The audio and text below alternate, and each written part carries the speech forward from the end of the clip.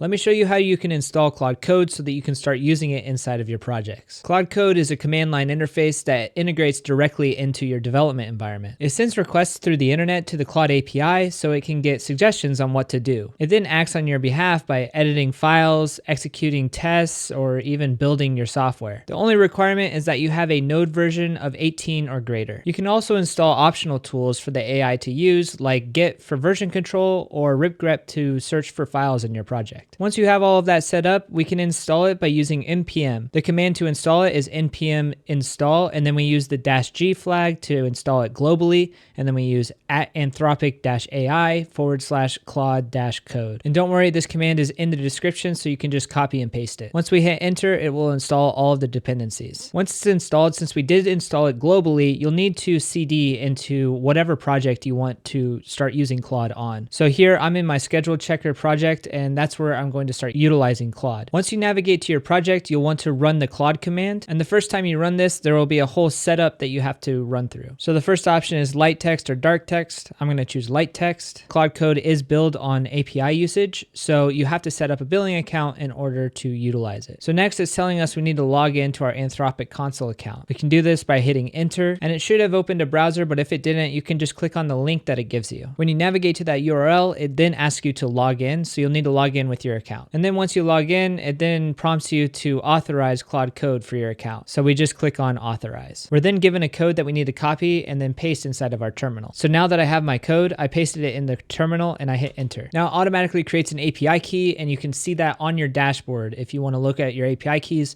you'll see that there's a new one specifically for Claude Code. So now that we're done with the login process, we can hit enter, and then it gives us some notes on the security of the Claude Code and just making sure that you're aware of these potential risks that you're taking by using it. It then tells you how you can use Claude Code effectively, and now we get to the actual usage. Every time you run the Claude CLI from your terminal on a new project, it will ask you if you trust the files in this folder. So for me, I know what's in this app, so yes, I'm going to proceed. Now it's asking me if I want automatic updates because Claude Code can't automatically update itself.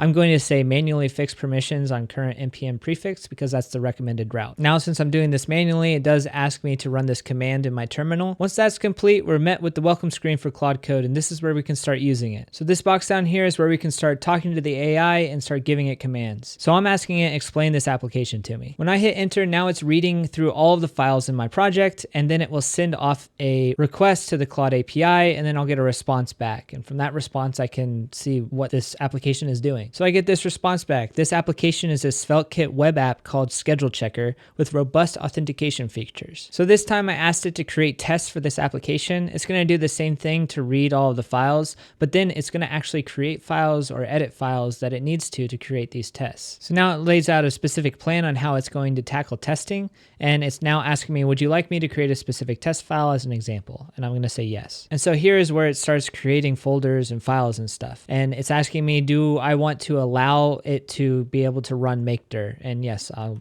be fine with that. Now it's asking me to create a file, and I'll say yes again. So then after a little while, it completes and it tells me that it has created some tests for my application. Now I have another prompt again, and I'm asking it, can you run and verify the tests? So now that the tests have ran and been fixed, I can exit Claude because I don't need it anymore. To exit, we hit Control C, and then we hit Control C again, and it will exit out of that Claude interface. Now, just so you're aware, all of that Claude Code usage used about 3 million tokens as input and gave me about 30,000 tokens as output, and I got charged about $1.50. So just constantly be aware of your usage when you're using the CLI tool. So that's it. Claude Code looks like it could be pretty useful, but I don't know with all of the costs that it takes in order to do any reasonable work. So that's how you install and use Claude Code inside of your development environment.